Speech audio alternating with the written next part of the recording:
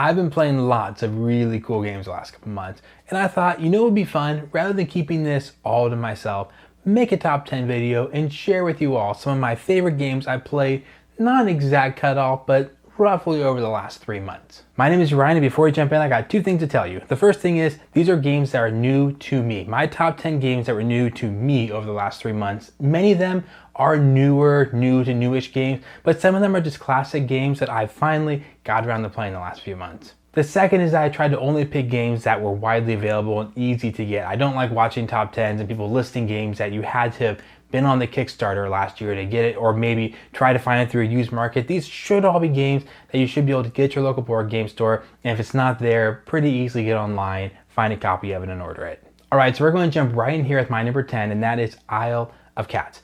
Isle of Cats is a game that I was honestly a little apprehensive to try out because it has these Tetris style pieces, those are the cats, and so trying to fit them together in the most efficient way possible will take up the least amount of room on your boat so you can get more cats on there. If you can fill your whole boat up or multiple rooms in your boat, you get bonuses. The game, one thing I really liked about the game, even though I'm not normally attracted to this type of puzzle as much, but it comes with all these different ways to kind of mitigate the weird shapes, like, oh, you're gonna put this little treasure piece here to fill that awkward gap you couldn't quite get in there. So it was pretty cool. A couple of things that brought it down for me is maybe it was like a little on the lucky side, you know, depending on what cards you get to draft. If you're the first one who gets to pick a couple cards, it could have a big impact on the end game score. But again, a game that I was really pleasantly surprised in how smooth it was, how easy it was to teach. The rules were really, really clearly laid out. If you really like this kind of puzzle game, I think it's a good chance you would like it as well.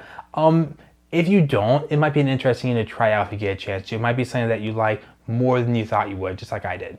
Now, number 9 is a huge game that could easily move higher on a list like this, but the only thing that really held it back was just the length and the commitment to get a game session actually done. And that is Star Wars Rebellion. If you have not experienced this game, it is a huge epic game that does so many extremely clever, extremely smart things. There's no way I can sum up in a minute or two all the things it does, but it comes down to extremely strategic space battle. It's a Star Wars universe. The rebels are trying to hide the rebel base, and the Empire is swarming through the galaxy trying to find it. So it's kind of like a cat and mouse sort of thing, where the rebels don't necessarily have to win. They just have to hide till the turn timer runs out. The rebels get cards to try to reduce the number of turns in the game so they win sooner. But what really is cool about this game is you get commanders, and the commanders can go on special missions. Both the good guys and bad guys have special missions, but also the commanders are used to move your ships, move your troops around the galaxy. So the game really comes down to kind of commander management. You know, you don't want to use too many because you can't challenge your opponent's missions. You can't also explore the galaxy. There's also some interesting kind of movement things. If there's already commander in the zone, you can't move troops out of it. So sometimes you can make really cool turns where you try to attack a zone, not really to win, but to try to lock up an army in that area. It's really cool. Biggest problem is a session of this. I mean, I would imagine it's a 2-player only game. If you had played it a lot and you really knew the rules, just boom, boom, boom, maybe you could get it done in an hour. The sessions I played were 4 hours. The first one was even a little longer than that. I could see it, again, once we knew it, getting it down to 3.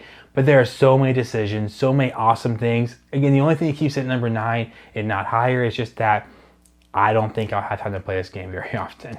Now, my number 8, while it is a somewhat complicated game, is the funniest game on my list. Number 8 is a game called Galaxy Trucker. First of all, you read the rule book and it's hysterical. The theme of this game is great. You are basically working for a company that has to ship goods across the galaxy, but it's dangerous. They keep losing money, and they think, you know what? There are probably some idiots out there who will try to take these dangerous trips in a galaxy truck, like a trucker, across the galaxy, at the risk of their own death maybe and destruction. But they'll probably do it for like some reward, and then the game is you're that idiot, right, who's trying to go across the galaxy. It's hilarious. Every turn starts out, and there is a timer. And you have so much time to try to acquire all these pieces, flip them over, you can add them to your board, and you're trying to find things like, lasers, I should put a laser on this side of the ship, and I should put a shield in the shield to face this way, I need like a new power generator here, and I need some crew quarters here. You're building out this thing, and by the end, you're going to have the ugliest looking spaceship you've ever seen in your life. You go off into space, and you basically have this whole pile of cards you draw, and lots of them are bad things, like, oh, we drew the meteor. Everyone zone A3 gets hit by meteorite. If you don't have shields or the right position over there, you might just lose a chunk of your ships. If you're like, oh, I just lost all those crew. There is some complexity, definitely there's skill in trying to build a really good ship with enough lasers facing in all directions for defense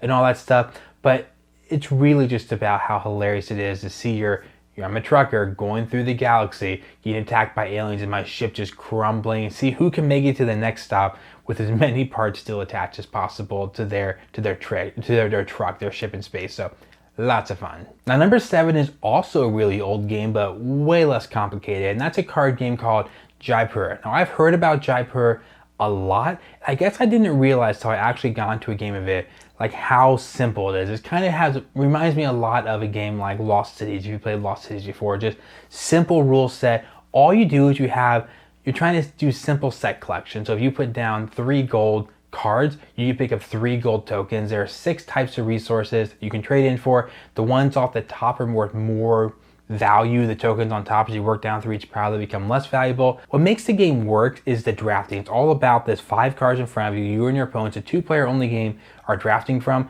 You can draft 1 card if you want to. You can also take cards from your hand and replace, if you want 2 or more cards, you can replace 3 cards with cards from your hand and take all 3 at once if you see a good combo out there. Then there's this weird resource of camels. And your camels can trade out into the middle, but the camels don't necessarily do much for you score-wise, but you want them because if you can replace 4 cards out there with 4 camels, your opponent now has 4 camels to choose from, and they don't get anything cool. So maybe they take all 4 camels, well, now you get to see 4 new cards to choose from the game. So very interesting kind of economic drafting game. You're trying to use your resources of the camels, but the decisions are great. Sometimes your opponent picks up a green card and you're like, what do I do next? So it's like kind of very intense decision, highly lucky. It's a game you would play 3, 4, 5, 6, 7 times in a row and see who wins the most. I think the games are just 3 in a row, but again, something you just play, very lucky, have fun with it, try to like do a little cool strategy, then deal it up again. My number 6 is a game called Targi. Targi is a worker placement game that has basically one really cool thing it does, and it does it great. So there's a grid of cards out here, and you're going to place your workers on the outer rim of cards. Well, my opponent can't go on my space or the one directly across the board from me. Well, they're going to go in another space. I'm going to place my worker here. We end up with 3 workers. When all 3 workers are placed on the outer row, there are 12 actions, and you're going to have 3 of those actions you're going to do on your turn. But also, you're going to have all the intersections of your worker are going to give you cards in the middle. So if you do it right, you'll have 2 camps out there. So you'll have a total of 5 actions on your turn, the 3 on the outside, then the 2 intersections in the middle. And those intersections could also be resource cards. They can also be what you really want in the game eventually is tribe cards, tribal cards. You put those cards, they give you a lot of endgame score maybe. That's what you're really aiming for. They have a cost, associated with them. So you're trying to place your workers out there and gather stuff, but it becomes this unique thing where once you describe the game and you take your first turn, I put a guy right here. Well, you can only grab stuff on the intersections, right? So if I put a guy here, this row is now dead to my opponent. They can't get a cross section on that row. Well, let's say they really don't want me to have this card. They could put their worker here. Well, now this card's dead for both of us, and all these cards are dead for me. So every time a worker is placed, because you can't place workers on top of your opponent's workers or directly across from them, every worker placement you do in this entire game is like, there's a reason I'm doing this. Again, it almost takes this. Cosmos has a kind of knack for publishing these games. The company Cosmos is the publisher. They publish these games that seem to strip away lots of the excess of these games, and just you're left with this, let's do a worker placement game where it's all about the blocking. Yeah, you're trying to get some resources. Yes, you can build tribal cards. There's a few ways to get endgame score, but it really just is a game where let's just see if you can maneuver your guys around in an interesting way to get the bonuses that you want. Great game. I really enjoyed this one. Okay, so on to my number 5, and I do have to admit that I am stretching my own rules on this one, somewhat unintentionally. My number 5 is Camel Up, and I realized as I started to film this video, it's like, ooh, I think Camel Up, I definitely learned this game more than 3 or 4 months ago, that rough time frame that I'm trying to pick games from. So I learned it last year at one point, but such a strong impression on me. I think I just thought I got put in this list, such a fun game. It's like a dumb racing game where you're trying to race around a map. Well, first of all, it's camels, so it's already a little more entertaining against camels, but you're not the camels racing. There are dice that are rolling randomly moving the camels, but it's a betting game where you are betting on the camels. Which camels do you think will win each leg of the journey? And the cool thing about it is that each of the camels are different colors and they have one die. When you roll that die, that camel moves, you know that die won't be rolled again till at least 4 other camels are rolled. Well, it's a betting game where you're betting on the camel. So the next person might say, you know what, since you rolled that die, that blue camel has a really high percentage chance of winning this leg of the journey. I'm going to take a bet blue will win. There's little bet cards for each color. You grab them, put it in front of you. The next player, they can choose to roll another die, or they can choose to place a bet. So players, by the end of each leg of the journey, 5 dice rolls, I believe, you have all these bets placed. It's a lot of fun. It definitely kind of feeds into that chaotic fun of a game because the camels can stand on each other's backs. So sometimes you play all the odds and think you're right about something, but then the yellow camel rolls and stands on the purple camel's back. Then purple just happens to come out next randomly and they take a few steps and stand on the blue camel's back. So then the blue moves, he carries all of them with it. So it's a lot of just crazy fun. It's definitely a game that people sit around and they're just like, roll a two, because it's just so exciting to see sort of what comes out. Everyone's kind of, signs of crazy bets are rewarded, or like you can anticipate signs people take a whole bunch of crazy bets on rare odds and they don't get anything out of them. So Camel Up, such a fun game, especially like a light game that just invokes a lot of that crazy fun. All right, so number 4 is the newest game to me. It's not the newest game on the list, but the newest game I've tried, and that is Above and Below. And honestly, if I hadn't played it so recently and I got a few more plays of it in, it probably would have even gone up further. When you're playing the game, you can just kind of play it straight up. You can just say, I'm just going to buy a building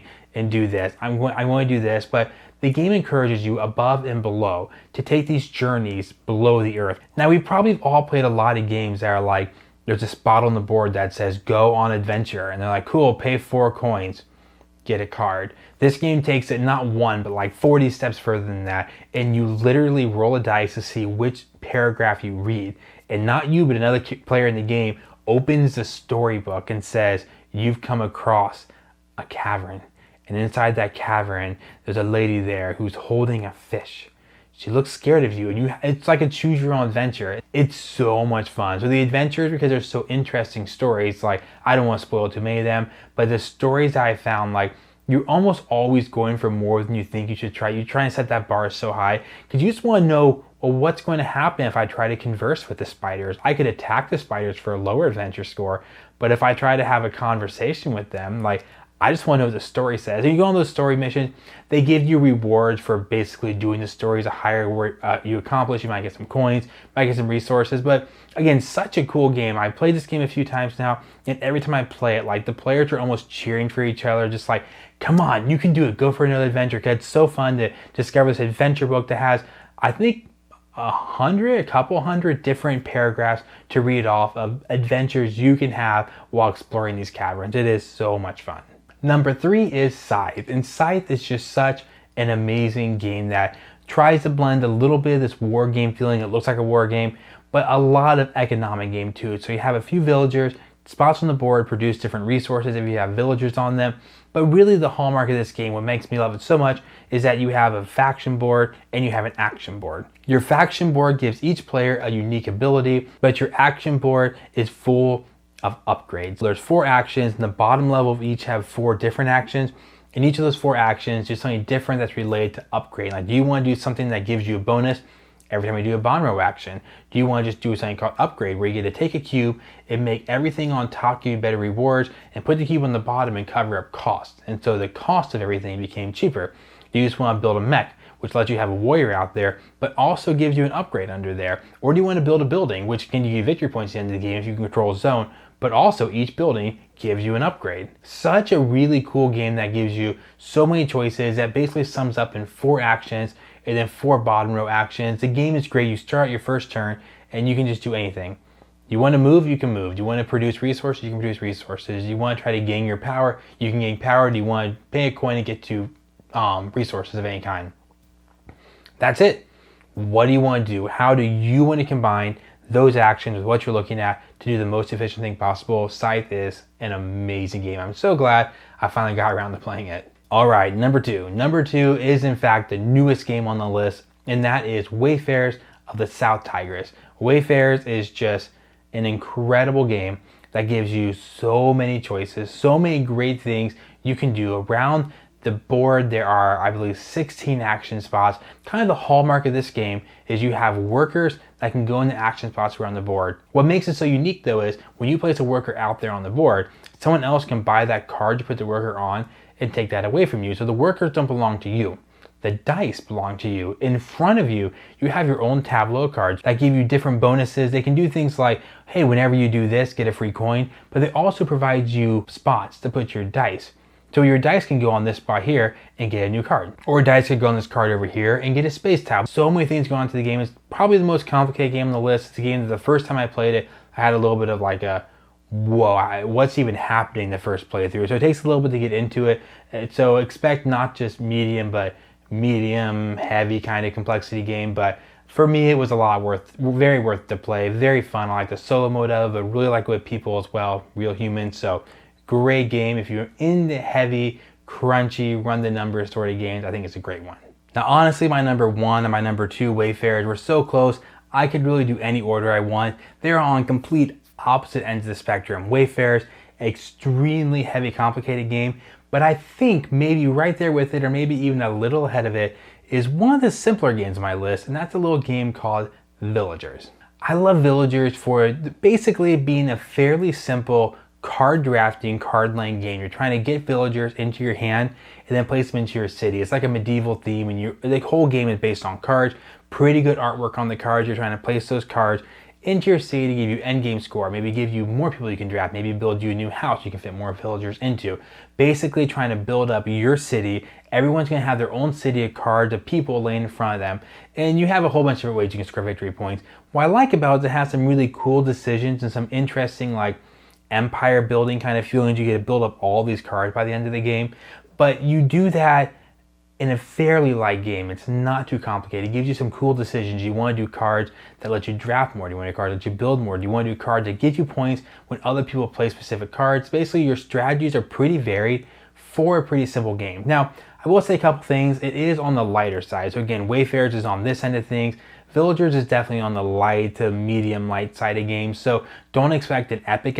It's fairly short. I personally enjoyed the expansion a lot more, because the expansion tells you to put more cards into the pile, which basically makes you take an additional turn or two. So you get to see your empire or your village in front of you build up a little more. So I really encourage that, just to get a few more cards in that deck so you don't basically end the game a few turns too soon. I kind of like the game lasting kind of 6 turns, a little more significant. But anyways, light drafting game, super cool experience. Then you can play pretty quickly, you can teach people pretty quickly. It offers you some decision, but doesn't ever get too complicated. So there are my top games that I played over the last couple months here, end of 2022, early 2023. I would anticipate at least some of those top ones on the list to possibly make it into my top 10 games of all time. There are a couple games I've discovered that I have just really liked. Villagers, Wayfarers, Sides Above and Below. Those games are just awesome experiences. So possibly at the end of the year, be checking out for my top 10 games, and maybe a few of them will crack the list. I hope you enjoyed the video. Of course, if you want to see more things like this, check out the channel where I have lots of videos where I talk about games, how games work, also just lots of solo playthroughs and group playthroughs of games. See you there.